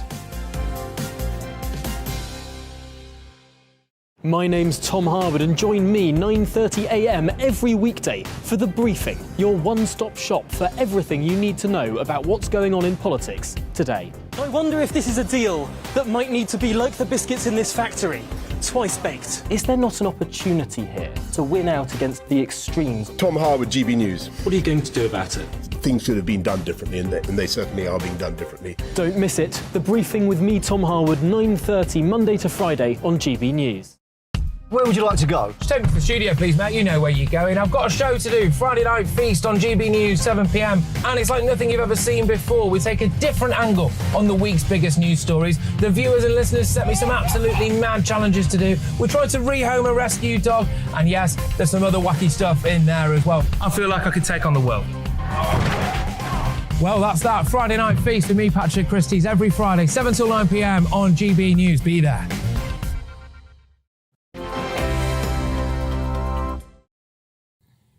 Welcome back to Neil Oliver Live. A pine forest in Kent has become home to the first wild bison to roam the British countryside for 1,000 years. 3 females, 1 older matriarch and 2 younger females are leading the charge, and they should be joined next month by a young bull from Germany. Then we'll have a party. If things go well, the animals are expected to help transform the commercial forest as it is into a more natural woodland. I'm joined now by Paul Whitfield, Director General of the Wildwood Trust based in Canterbury. Good evening to you, Paul Whitfield. Thanks for joining me. Good evening, Neil. Thank you for having me on. This is great stuff. Is this what we call nowadays a rewilding? The project's been termed officially a wilding project, more because there's a bit of stigma around the word rewilding with some of these projects, but it's more because we're not trying to go back to something that used to be here. What we're trying to do is make it wilder, make it more biodiverse, bring in lots of species. So it's looking forwards rather than backwards. And are they being introduced into one of those, I'm not sure what's the right word to use, but one of those faintly sterile industrial conifer forests, a bit of a monoculture. What exactly is their new habitat? Yeah, I mean, they're actually going into a 200-hectare area, and it's quite mixed. There are big blocks of that really standard conifer forest in there, which are very dark underneath. There's almost nothing grows under there. But actually, as you can see in this image, where areas that conifer will cut down, you've got lots and lots of silver birch has grown back. But it's grown back really thickly and intensively. So there's nothing growing under there apart from brambles either. So it's a really mixed area. And actually what the bison are going to do is make the habitats and the bits of woodland far more complex and mixed up rather than having blocks of different types of trees in different areas. So are the bison and other species that you propose to have there, are they unconsciously working to engineer the landscape into a healthier version of itself? Absolutely. I mean, bison are really powerful ecological engineers. And as you say, it's not a conscious thing. Just by living in the habitat, just by doing the normal behavior that bison do, they will change that woodland around them. They will rub up against lots of those non-native conifer trees and rip all the bark off them. Whereas if they do it to an oak tree, it doesn't really mind. They just leave a load of fur behind. But these non-native conifers that haven't evolved with bison, it just shreds the bark off them and it kills those trees. They also will, like that very dense woodland, they will push their way through it. And even just this week, we've already seen them creating pathways through that incredibly thick woodland, creating areas where the sunlight can get to the soil. They're leaving their dung behind along on those pathways. They're eating everything that grows on them. So actually, there'll be huge amounts of regeneration all along these paths that they create. I'm looking at the images. There's something quite otherworldly about these animals. When would they last have been living as a wild presence on the European continent? Well, European bison pretty much died out in the wild and in the whole of Europe in the First World War. They were effectively mostly eaten, unfortunately. But there were about 50 animals left in zoos, and all the European bison we now have are bred from 12 of those captive animals. We've now got a population of over 6,000 of them in Europe. So they were last in Europe pre the First World War, but excuse me, they've not been in England really for sort of 6,000 years. Wow. So I think we had animals of this size walking around. I think we've still got you. If they were extinct, as you say, where have this trio come from? I'm imagining that all the bison that we have now they must be descended from just a fairly limited stock somewhere. Yeah, absolutely. All the animals that are left alive, and there's about 6,000 now, have all been bred from 12 animals that were zoos in Europe at the end of the First World War. So there's a European endangered species breeding program, and these animals have come from that program. So there'll be really important genetic animals to go out into other projects like this in the future, or potentially back to Europe to go into the wild. An exciting and encouraging story. Paul Whitfield, Director General of the Wildwood Trust. Thank you so much for joining me this evening. Best of luck with it all, and best of luck to those beautiful beasts. What do you think, Emma B? What do you think? It was quite an effect seeing creatures like that. I mean, Paul's in Canterbury. I mentioned earlier I lived in Canterbury when I went to university, and the idea of running. I mean, I think I met some lads who look quite like that. But I mean, you were saying earlier you wanted our attitude to nature to go back to basics. We've gone back to bison.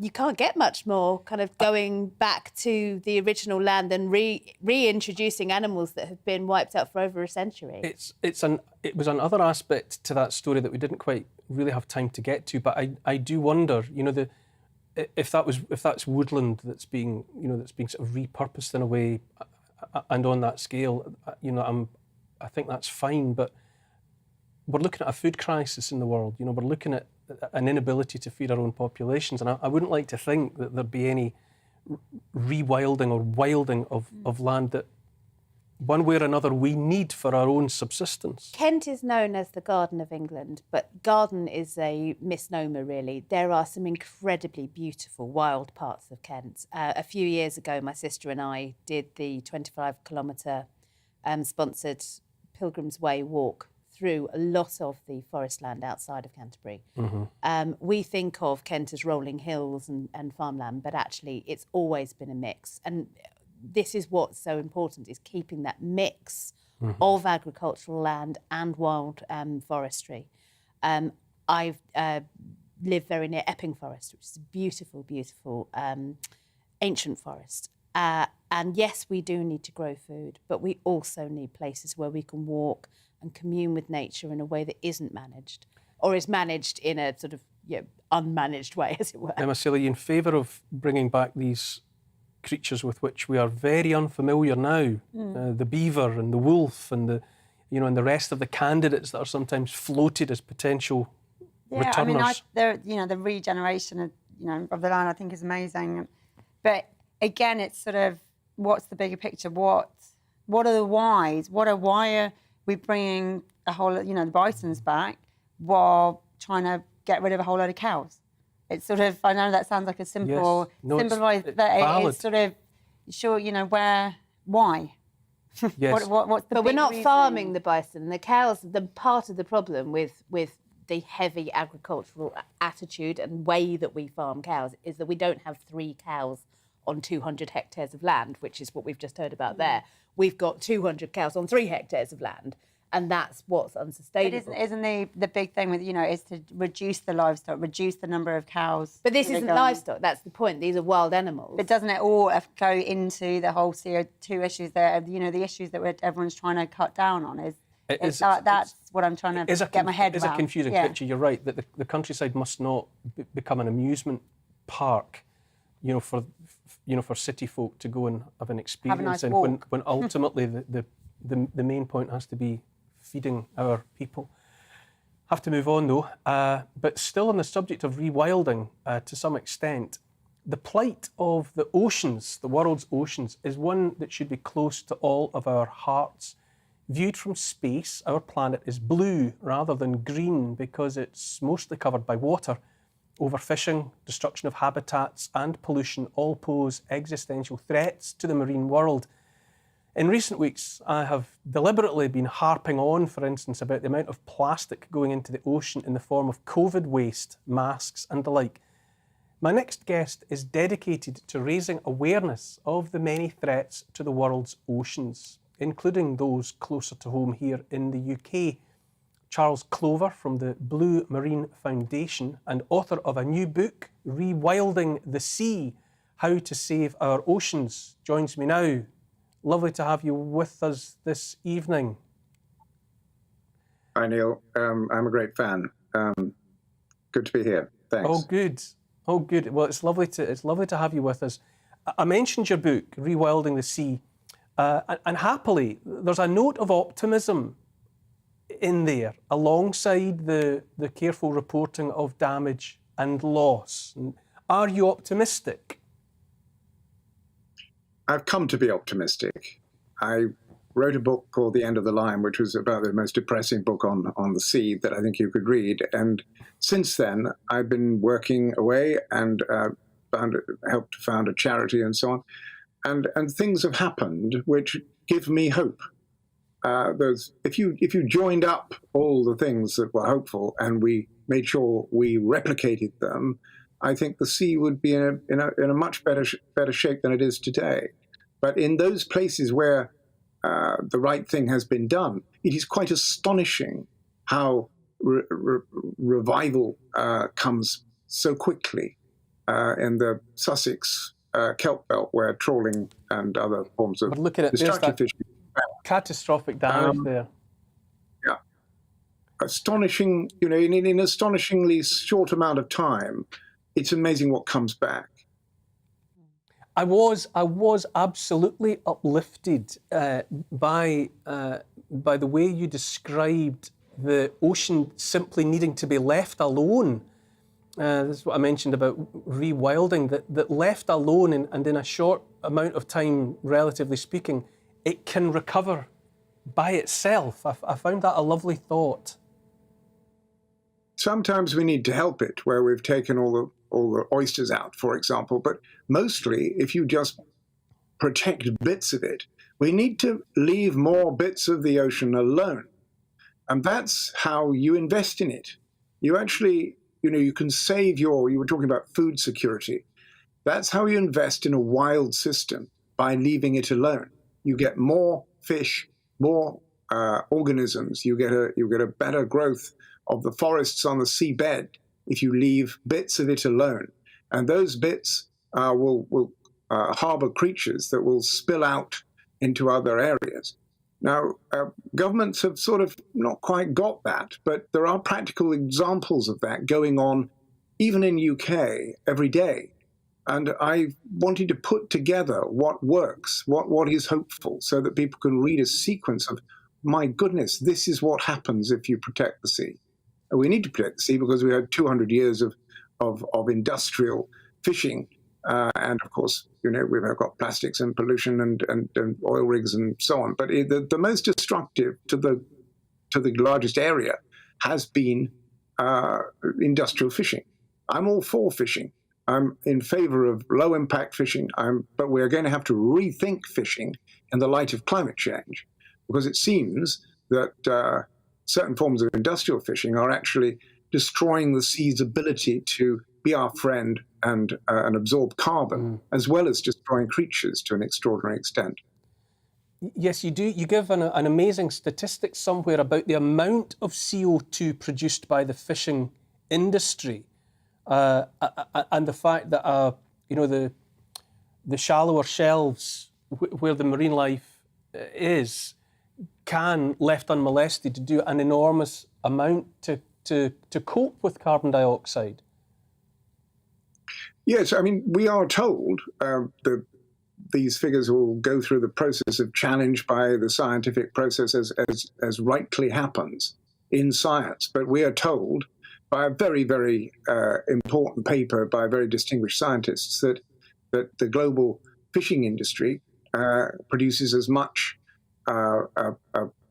carbon emissions as the aviation industry. Now, that is a jaw-dropping figure if it's true. But we do something about that by subjecting those industrial fishing methods, which are depleting the sea and denying inshore fishermen a livelihood, to environmental assessment, like any other industry is. We've never environmentally assessed the fishing industry, and I'm afraid we now need to because of climate change. But look. We again, one of my hopeful examples is we and Greenpeace pushed the British government to protect the Dogger Bank. That's an area the size of Northern Ireland. Trawling and dredging is now banned in that area, which was theoretically a marine protected area. It now is a really protected area. And the changes may be expected to be quite substantial. So rewilding is going on in the sea on a vast scale right now. It's very exciting. You're right also about something very exciting, the Blue Belt. It's a network of protected areas which stitched together, as it were, adds up to a considerable territory, does it not? The Blue Belt, declared by the British government with the governments of the UK overseas territories who wanted to do this, now amounts to the largest network of marine protected areas on Earth, bigger than created by any other nation, including the United States of America. The British government is curiously reticent about this. I don't know why it doesn't boast about it a little bit more. It is an incredibly important thing to have done, but the most important thing to recognize about it is that it was done by the people of the islands in question, by the astonishing, resilient people of St. Helena, Tristan da Cunha, and Ascension.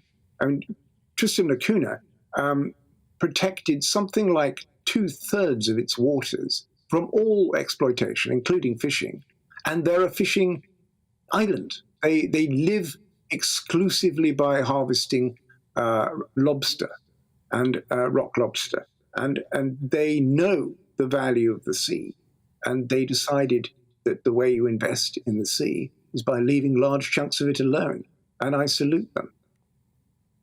Oh, I salute that also. It's a wonderful book. As I said at the top, it's that combination of giving us the facts and telling the honest story, but also woven through it, floating throughout, are notes of optimism. It's harrowing to read some of it, but it's also ultimately encouraging and hopeful. So thank you for the book, and thank you for your time this evening. Thank you. Thank you for having me on. After the break, we will be talking to English Heritage's first ever female pirate. I kid you not, Freya Eagling. That's a good name for a female pirate, I think.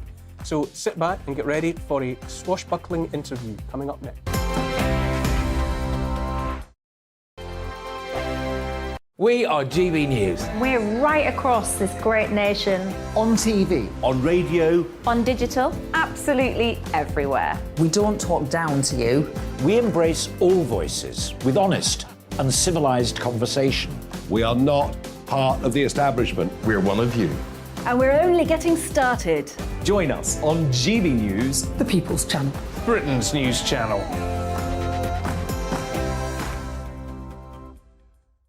Hi there, it's Stephen and Anne. At breakfast from 6 a.m, you'll always be caught up with everything you need to know, the latest headlines, opinions and debates. We'll bring you the good news and the bad, but most of all, we're here for you. Remember, send in your views and let us know what you would like us to talk about. That's because we're your news channel. And every morning at 6 a.m, it's breakfast on GB News. My name's Tom Harwood and join me 9:30 a.m. every weekday for The Briefing, your one-stop shop for everything you need to know about what's going on in politics today. I wonder if this is a deal that might need to be like the biscuits in this factory, twice baked. Is there not an opportunity here to win out against the extremes? Tom Harwood, GB News. What are you going to do about it? Things should have been done differently, and they certainly are being done differently. Don't miss it. The Briefing with me, Tom Harwood, 9:30 Monday to Friday on GB News. Where would you like to go? Just take me to the studio, please, Matt. You know where you're going. I've got a show to do. Friday Night Feast on GB News, 7 p.m. And it's like nothing you've ever seen before. We take a different angle on the week's biggest news stories. The viewers and listeners set me some absolutely mad challenges to do. We tried to rehome a rescue dog. And yes, there's some other wacky stuff in there as well. I feel like I could take on the world. Well, that's that. Friday Night Feast with me, Patrick Christie's, every Friday, 7 till 9 p.m. on GB News. Be there.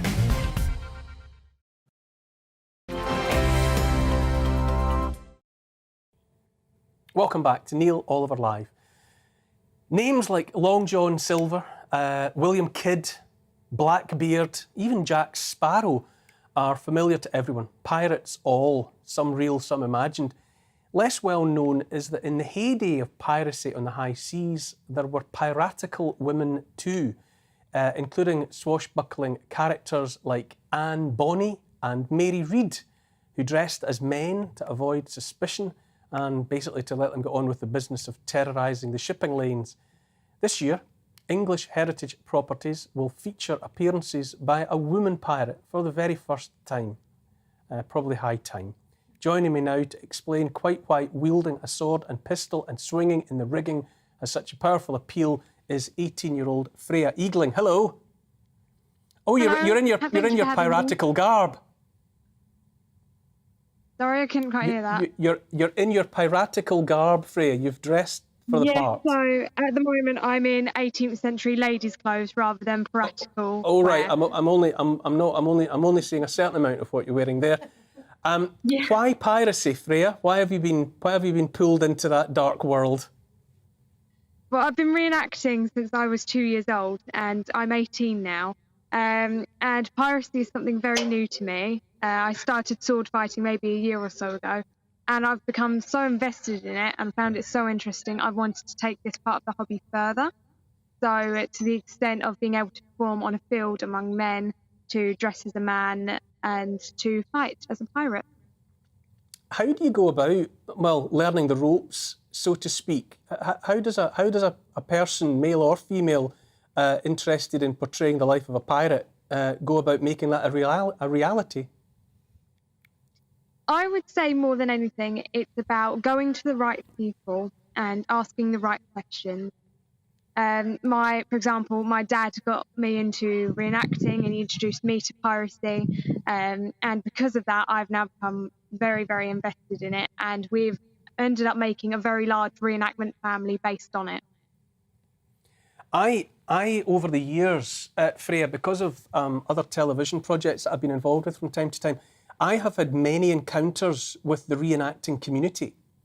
And it's a world that opened up to me, and I found so fascinating. People who for whatever reason get pulled into one period or another. You know, people who follow, the Scottish Wars of Independence, or they follow the Jacobite rebellions, or they dress as Viet Cong or First World War soldiers or Romans. What was your previous obsession before piracy came along? So the first period I ever did, and I still do, is Tudor.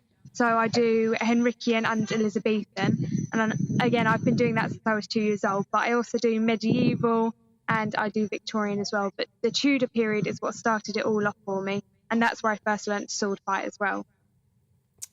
And just how proficient are you with the foil or the sabre or whatever is your weapon of choice?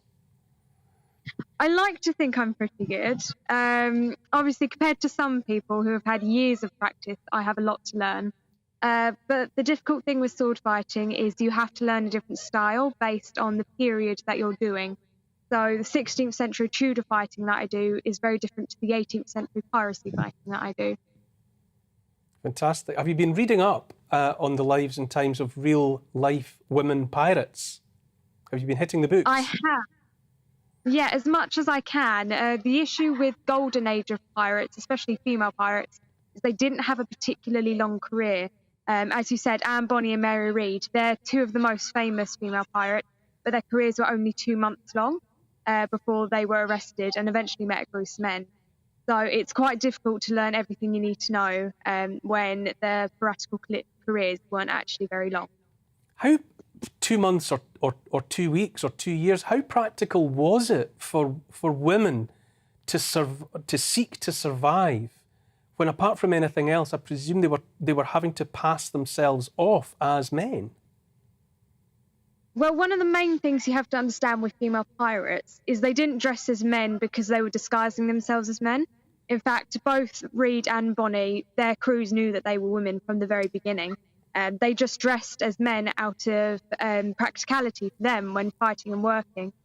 But I think more than anything, most famous pirates didn't have a very long career. For example, Blackbeard, the most famous, his career is probably only about 2 years. So most pirates didn't have a very long career in any case. Bear with me, Freya, while I open this up to my guests with me in the studio. Emma B, is there a period you would reenact? Is there a world you'd want to delve back into? I mean, my mind immediately jumped to Studio 54, actually, in the 70s, which I'd love to do some sort of immersive experience of. I mean, I love all the piracy stuff, actually. Some of my favourite computer games were a series called Monkey Island about a pirate called Guybrush Threepwood, mighty pirate. And in fact, his much better pirate girlfriend, Elaine, who was a much better pirate than he was throughout the games, and that was part of a very funny series of games. But I just think it's wonderful to see people enjoying history in that immersive way, throwing themselves into something and just having a joyous time doing it. Emma Sale, does it appeal to you? Can you inhabit that mind space of people who so completely, as I say, the reenactors that I've encountered, they go and live the life as much as they possibly can. Can you identify with that? Yeah, massively. And actually, we've got those kind of quote signs. We've got one of them. We live on the river, and I've got 3 little kids who love dressing up, and it says, "Always be yourself. Unless you can be a pirate, then always be a pirate." So I'm actually very jealous right now of, and I think, and I'm a big believer in actually, as we get older, we lose that. When do you lose yourself? When we dress up and we role play and we create and watching My Littlies, at what point do you forget that? You forget who you wanted to be and the games and suddenly you become weird. As an adult, you're like, oh, you're a weirdo. It's true, isn't it? There's some unspoken point that you reach some age, and I don't know what it is, where going out to play. You go out to play, and then there just seems to come a day when you're not allowed to do that anymore. And I don't think I've hit that age. I think I've. No, I haven't. I think the best thing that ever happened to me quite young was realising that I wasn't cool and I don't care, so I just do what I want. And I think that is, that dance as if no one's watching poem. I think pirate as if no one's watching. It's hip to be square, Emma. Back to you, Freya. What kind of performances will we have the opportunity to see you taking part in? Where, when, what will you be doing? Yeah, so the events will be taking place over the summer. The first one starting next Tuesday at Pendant Castle, and then the second one starting next Saturday at Dover Castle, and then one later on in August at Scarborough Castle. If you come, you can expect to see shows of swords, men and women, guns going bang, swords going clang. There'll be myth busting about pirates, where we take some of the world's most famous myths and break down to what's Hollywood and what is history. And there will also be hands-on activities for the kids to take part in to help them learn a little bit more about the untold secrets of pirates. Surely it can't be long, Freya, before you are not the only woman pirate. Surely others will be drawn to your way of life. I think it's safe to say there definitely are some aspiring female pirates out there in the reenacting community. There's just in more recent years that there's suddenly become this acceptability, and I think it's brilliant that companies like English Heritage want to bring to light the fact that there are these amazing, powerful women in history, and they deserve to be celebrated. Okay, brilliant stuff. Freya Eagling, thank you for joining us this evening. That's all from me on Neil Oliver Live. My thanks, as always, to my panel, Emma Sale and Emma Burnell. Next up, it's the Ministry of Offence. Emma B, will we be seeing you pirating anytime soon? Arr! And Emma Sale, is there a fantasy coming our way? I think I'm just about to Amazon, go on Amazon and get a costume to add to my really ridiculously large costume cupboard I've got already. Fantastic. As I say, next up, Ministry of Offence. No pirates in there, as far as I'm aware. See you next week.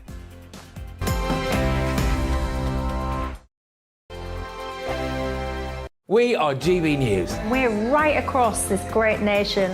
On TV. On radio. On digital. Absolutely everywhere. We don't talk down to you. We embrace all voices with honest and civilised conversation. We are not part of the establishment. We're one of you. And we're only getting started. Join us on GB News, The People's Channel. Britain's news channel.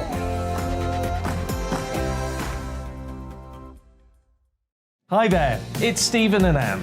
At breakfast from 6 a.m, you'll always be caught up with everything you need to know, the latest headlines, opinions and debates. We'll bring you the good news and the bad, but most of all, we're here for you. Remember, send in your views and let us know what you would like us to talk about. That's because we're your news channel. And every morning at 6 a.m, it's breakfast on GB News. My name's Tom Harwood and join me 9:30 a.m. every weekday for The Briefing, your one-stop shop for everything you need to know about what's going on in politics today. I wonder if this is a deal that might need to be like the biscuits in this factory, twice baked. Is there not an opportunity here to win out against the extremes? Tom Harwood, GB News. What are you going to do about it? Things should have been done differently, and they certainly are being done differently. Don't miss it. The Briefing with me, Tom Harwood, 9:30 Monday to Friday on GB News. Where would you like to go? Just take me to the studio, please, mate. You know where you're going. I've got a show to do. Friday Night Feast on GB News, 7 p.m. And it's like nothing you've ever seen before. We take a different angle on the week's biggest news stories. The viewers and listeners set me some absolutely mad challenges to do. We tried to rehome a rescue dog. And yes, there's some other wacky stuff in there as well. I feel like I could take on the world. Well, that's that. Friday Night Feast with me, Patrick Christie's, every Friday, 7 till 9 p.m. on GB News. Be there.